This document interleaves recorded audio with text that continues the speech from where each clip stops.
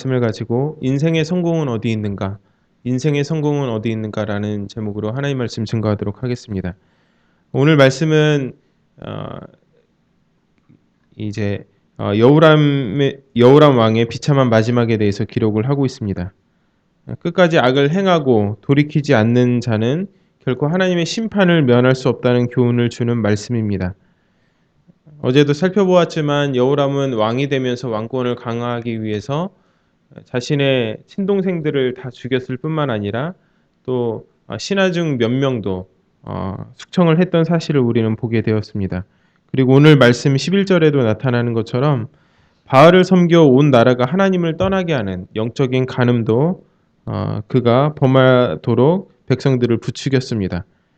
그 결과가 어떻게 됐는지를 오늘 말씀이 알려주고 있는데 모든 것을 잃게 되고 죽어서조차 모든 사람에게 외면받는 그런 삶으로 남게 되었습니다. 더불어 하나님께서는 이 여호람을 치면서도 그의 막내 아들만은 남겨두셨습니다. 그래서 여호아스라고 하는 그 아들만은 남겨두었죠. 다윗 언약을 지키시는 하나님의 신실함이 엿보이는 부분입니다. 그래서 오늘 말씀을 통해서 우리는 이 부분을 세 부분으로 나누어서 우리에게 주시는 그 교훈을 몇 가지로 생각을 해보려고 합니다. 첫 번째 우리가 기억해야 될 것은 하나님께서는 뿌린 대로 거두게 하시는 하나님이시라는 것입니다. 12절부터 15절까지의 말씀을 보면 엘리야가 여호람에게 보낸 글이 기록이 되어 있죠. 그래서 12절과 13절은 여호람의 범죄 사실, 어떤 죄를 그가 저질렀는지를 알려주고 14절과 15절은 그에 따른 형벌의 내용이 기록이 되어 있습니다. 마치 법정에서 내리는 판결문과 같은 형식으로 되어 있습니다. 그러니까 이러이러한 죄를 범했으니까 이러한 형벌에 처한다. 이렇게 법정 판결문의 형식으로 되어 있다는 것이죠. 근데 우리가 어떤 범죄 사실하고 그것에 상응하는 형벌을 주는 것과는 좀 다릅니다. 이 공평성이 쉬운 일이 아니기 때문에 그렇죠. 범죄 사실에 대해서는 우리가 소위 어떤 구성 요건이나 증거와 같은 기준이 있어서 어느 부분에 있어서 이것이 유죄인지 아닌지에 대한 객관적인 판단이 가능합니다. 사실은.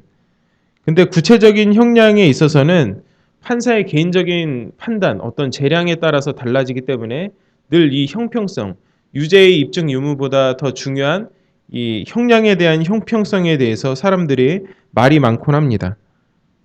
유죄에 대한 입증은 쉽지만 그에 따른 적절한 형량을 내리기는 어렵다는 것입니다. 객관적일 수 없다는 거죠. 그래서 오늘날까지도 적정한 형량을 놓고 이 학자들과 법관들은 고심을 하고 있습니다.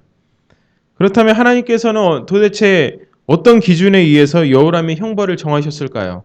우리는 이것에 대해서 알아봐야겠죠. 그가 유죄라는 것은 누구라도 다 알 수 있는 사실인데 그렇다면 그것의 적절한 형벌은 하나님께서 도대체 어떤 기준에 의해서 결정하셨을까?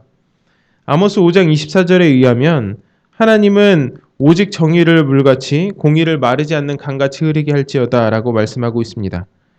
이 말씀에는 백성이 정의와 공의를 행하기 전에 하나님 자신이 정의와 공의를 올바로 행하시는 분이시라는 사실이 전제되어 있습니다.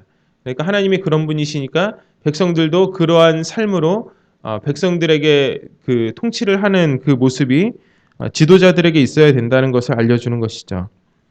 이 13절을 보면 그가 형제들을 칼로 무참히 죽인 죄가 명시되어 있습니다.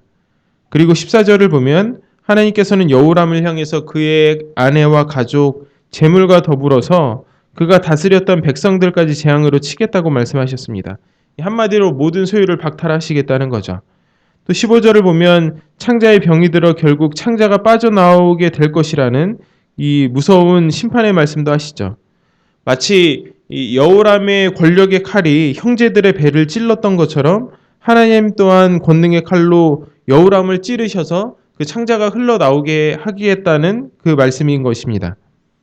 한마디로 여호람이 형제들에게 행했던 것과 동일한 방법으로 하나님께서 철저히 그것을 갚겠다는 것을 우리에게 알려주고 있습니다. 그러니까 정확한 형량을 이 여호람에게 내리시는 거죠. 형제들에게 했던 그대로 여호람에게 내리시겠다는 것입니다. 하나님께서는 에스겔 18장 29절의 말씀에서 이스라엘을 향해서 나의 길이 어찌 공평하지 아니하냐라고 말씀하셨습니다. 공평하게 행하시는 분이시라는 것이죠. 이것은 여호람 한 사람에게만 적용되는 것이 아닙니다. 여러분, 야곱의 삶을 우리가 기억하지 않습니까? 아버지와 형을 속였습니다. 근데 이 야곱은 동일한 모습으로 삼촌과 아들들에게 속았죠. 자신이 속인 만큼 그가 속는 삶을 살았고, 또 남의 아내를 빼앗고 그 남편까지 살해한 다윗에게도 동일한 방법으로 그에게 하나님께서 긍휼을 베푸셨지만 심판의 내용, 그 징계는 있었던 것을 우리는 볼 수 있습니다. 우리는 이러한 하나님의 심판을 보며 뿌린 대로 거두고 행한 대로 받게 하는 것이 영원히 변치 않는 하나님의 법칙임을 분명히 기억해야 합니다. 갈라디아서 6장 7절의 말씀을 보면 하나님께서 무엇을 심든지 그대로 거두게 하신다고 말씀하고 있습니다. 그리고 하나님께서는 지금도 은밀하게 모든 것을 보고 계신다는 사실을 기억하고 우리는 더욱 두려운 자세로 죄로부터 우리의 삶을 멀리해야 합니다. 또한 동시에 하나님께서는 우리의 선한 삶에는 그에 걸맞는 축복을 주시는 분이심을 동시에 기억을 해야 됩니다. 뿌린 대로 거두고 심은 대로 열매 맺게 하신다는 이 원리를 우리는 기억하고 하나님 앞에서 늘 선한 믿음의 씨앗을 뿌려야겠습니다. 또한 여기서 나타나는 거룩한 열매가 우리의 삶 가운데 있어야겠습니다. 그러므로 이 새벽 가운데 우리가 하나님 앞에 나와 기도하는 가운데 오늘도 이러한 삶을 소망하며 우리가 나아가며 기도할 수 있는 삶이 되게 해달라고 기도해야 할 것입니다. 두 번째로는 성도에 대한 하나님의 징계에는 긍휼이 담겨 있다는 사실을 배우게 됩니다. 이 16절의 말씀부터는 하나님의 심판, 이 엘리야를 통한 이 하나님의 심판이 어떻게 이루어지고 있는지를 우리에게 보여주고 있죠. 그 중에 16절과 17절의 말씀을 보면 먼저 여호람이 블레셋과 아라비아의 침공으로 인해서 모든 것을 잃게 되는 장면이 기록이 되어 있습니다. 16절은 근데 이 모든 역사를 주관하시는 분이 하나님임을 분명히 밝히고 있죠. 여호와께서 마음을 격동시키사 그 중간에 블레셋 사람들과 구스에서 가까운 아라비아 사람들의 이것이 첨언되어 있지만 거기 이 모든 것을 진행하시고 그리고 이루어 가시는 분이 하나님이심을 우리에게 알려주고 있습니다. 여호와께서 그들의 마음을 격동시키사 이렇게 말씀하고 있습니다. 그리고 그 결과가 17절에 기록이 되어 있죠. 왕궁의 모든 재물을 잃게 되었고요. 아들들과 아내들도 잃었습니다. 하지만 하나님께서는 막내 아들 여호아스를 이 한 사람을 남겨두셨죠. 그런데 이것은 하나님께서 이 북이스라엘의 왕, 북이스라엘의 악한 왕이었던 여로보암, 바아사, 아합 이런 왕들을 칠 때와는 사뭇 다른 양상입니다. 하나님께서는 방금 이 언급한 이스라엘 왕들을 치실 때에는 그들에게 속한 자를 하나도 남김없이 다 쓸어버리셨거든요. 근데 여호람에게는 그렇지 않았다는 것입니다. 그 씨를 남겨두었다는 거죠. 이것은 여호람이 그 북이스라엘 왕들보다 조금 더 나은 점이 있어서 그런 것이 아니라 하나님께서 다윗 언약을 기억하셨기 때문입니다. 어제 말씀 가운데 있지만 7절에 보면 그 말씀이 있죠. 여호와께서 다윗의 집을 멸하기를 즐겨하지 아니하셨음은 이전에 다윗과 더불어 언약을 세우시고 또 다윗과 그 자손에게 항상 등불을 주겠다고 말씀하셨음이더라. 그러니까는 여호람이 어떤 긍휼을 받을 만한 그런 흔적이 있어서가 아니라 하나님께서 다윗 언약을 기억하셨기 때문에 북이스라엘 왕들과 같이 행하시지 아니하고 그 씨를 남겨두셨다는 것을 우리에게 알려주고 있는 것이라는 것입니다. 이것이 우리에게 교훈하는 바는 명백하다고 할 수 있습니다. 하나님께서는 진노 중에서도 택한 백성에게는 긍휼을 거두시지 않는다는 것입니다. 우리가 택함을 받아서 하나님의 자녀가 된 것은 우리의 어떠함 때문이 아니라 하나님의 은혜입니다. 이 말은 바꾸어 말하면 우리도 믿지 않는 사람들만큼이나 연약한 모습이 우리의 삶 가운데 있다는 것이죠. 늘 은혜 안에 머물며 거룩한 삶을 살았으면 좋겠지만 안타깝게도 너무나 자주 그리고 빈번하게 죄에 노출되고 유혹 가운데 우리는 실족하기도 합니다. 털어서 먼지 안 나는 사람 없다는 그런 속담이 있죠. 하나님 앞에서 완전한 사람은 없습니다. 하나님 앞에서의 죄는 반드시 다루어집니다. 왜냐하면 죄는 하나님의 공의를 침해하기 때문이고 하나님은 공의의 회복을 위해서 반드시 범죄한 내용에 대해서 다루시기 때문입니다. 그래서 하나님께 택함을 받은 사람이든 아니든 죄에 대한 그 심판은 반드시 받게 된다는 것입니다. 근데 하나님의 심판에 있어서 택한 백성과 그렇지 않은 사람들 사이에는 중대한 차이가 있습니다. 하나님의 택한 백성에게는 심판에도 긍휼이 있지만 그렇지 않은 자에게는 긍휼이 없다는 것입니다.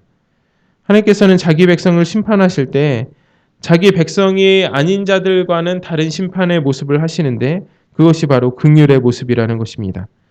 그러므로 우리는 이런 하나님의 긍휼을 감사하되 가서 다시는 죄를 짓지 않도록 늘 하나님 앞에 선자로서 겸손한 모습으로 나아가야 될 것입니다.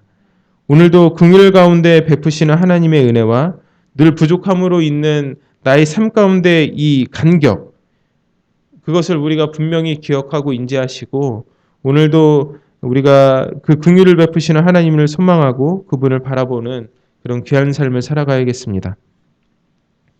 마지막으로 우리가 기억해야 될 것은 모두에게 외면받는 악한 자를 향한 이 결말을 우리가 볼 수 있게 됩니다. 악한 자의 결말, 이것은 아무도 기억해 주지 않는다는 것입니다. 이 19절과 20절의 말씀은 여호람의 죽음 및 장사에 대해서 우리에게 알려주고 있습니다. 여호람은 창자의 중병이 들어서 2년 만에 창자가 빠져나와 죽었습니다. 그런데 19절에 의하면 그가 죽었을 때 백성들이 분향하지 않았다라고 기록을 하고 있습니다. 이것은 왕의 장례예법에서 벗어나는 행위였습니다. 아사 왕의 경우에서 보듯이 이스라엘은 왕이 죽으면 애도하는 의미에서 시신을 향료로 쌓인 관에 넣고 분향하는 관습을 가지고 있습니다. 죽은 왕에 대한 예우죠. 근데 유다 백성들은 여호람에 대해서 이러한 관습을 행하지 않았습니다. 이는 여호람이 유대의 왕이었음에도 불구하고 백성들의 존경이 아니라 경멸의 대상이었음을 우리에게 알려주고 있습니다. 또 20절의 말씀을 보면 여호람이 아끼는 자 없이 세상을 떠났다라고 말씀을 하고 있습니다. 그의 죽음을 애도하는 사람이 없었다는 거죠. 나아가 그는 열왕의 묘실에도 들어가지 못했습니다. 왕으로서는 가장 큰 수치였습니다. 백성들이 그를 왕으로 인정하지 않았다는 의미이기도 합니다. 백성들은 여호람을 자신들의 왕으로 존경하지 않았고 경멸했던 것입니다. 왜 이런 비참한 지경에까지 이르렀을까? 바로 그의 악행 때문입니다. 세상에서 악을 행하는 자들은 언제나 비참한 종말을 맞이하기 마련입니다. 악을 행하는 자는 비록 생전의 영화를 누렸다고 해도 그가 죽을 때 아끼는 자가 없습니다. 그래서 누가 생전에 어떤 삶을 살았는지는 그의 장례식장에 가보면 알 수 있다는 말이 있습니다. 나아가 악인은 그와 같은 악을 행했던 자들에게도 경멸을 받습니다. 잠시 이익을 위해서 함께 악을 행했을지라도 속으로는 서로 경멸하는 것이죠. 교도소에 다녀온 사람들의 말을 들어보면 이런 말을 한다고 하죠. 서로가 수감자들 사이에서 서로가 존중하지 않는다는 것입니다. 왜냐하면 그들 마음속에 너나 나나 그렇고 그런 짓을 하고 들어오지 않았느냐라고 하는 자조와 경멸의 심리가 거기에 깔려있기 때문이라는 것이죠. 이런 점을 생각하면 유다 백성들이 여호람 통치 아래서 같이 악을 행하였음에도 여호람을 경멸했던 태도를 이해할 수 있게 됩니다. 악을 행하는 자들은 같은 악인에게까지도 무시를 당하고 그리고 경멸을 당한다는 것이죠. 그러므로 우리는 이러한 사실을 통해서 악을 행하는 자들은 같은 악인으로부터도 조롱과 멸시를 받게 된다는 사실을 분명히 알아야 합니다. 그래서 어떤 경우든 우리는 하나님만 경외하며 끝까지 진리의 길을 걸어감으로써 하나님의 칭찬은 물론 세상으로부터도 존경받는 그러한 그리스도인이 되어야 하겠습니다. 이것이 오늘 말씀을 통해서 우리가 절대로 따라야 하지 말아야 할 그러한 여호람의 삶을 통해서 우리가 배우게 되는 교훈들인 것입니다. 이제 말씀을 생각하면서 우리 함께 기도하도록 하겠습니다. 오늘 말씀을 통해서 우리는 확인했던 것처럼 하나님께서는 반드시 우리가 무엇을 심든지 그대로 거두게 하시는 뿌린 대로 거두게 하시는 하나님이십니다. 우리가 늘 선한 믿음의 씨앗을 심고 또한 성령의 열매를 기대하는 그러한 삶이 될 수 있도록 이 시간 기도하시기 바라고 또한 성도에 대한 하나님의 징계에는 긍휼이 담겨 있다는 사실을 기억하시기 바랍니다. 그래서 늘 우리가 하나님의 긍휼을 의지하며 살아갈 수 있는 그런 하나님의 백성이 될 수 있도록 무엇보다 죄악을 멀리하고 하나님 앞에서 늘 삶을 주의하여 볼 수 있는 그러한 신실하고 경건한 그리스도인이 될 수 있도록 기도하시기 바랍니다. 또한 모두에게 외면받는 악한 자의 결말을 우리가 보게 되었습니다. 우리는 여우람과는 반대의 모습으로 하나님을 경외하고 끝까지 진리의 길을 걸어갈 수 있는, 그래서 하나님의 칭찬은 물론 세상으로부터도 인정받는 그런 하나님의 백성이 되기를 위해서 기도하시기 바랍니다. 기도하겠습니다. 살아계신 아버지 하나님, 주님의 귀하신 은혜와 사랑을 감사를 드립니다. 주님, 오늘도 우리에게 이 월요일을 시작하는 가운데 말씀을 주시고, 아버지 이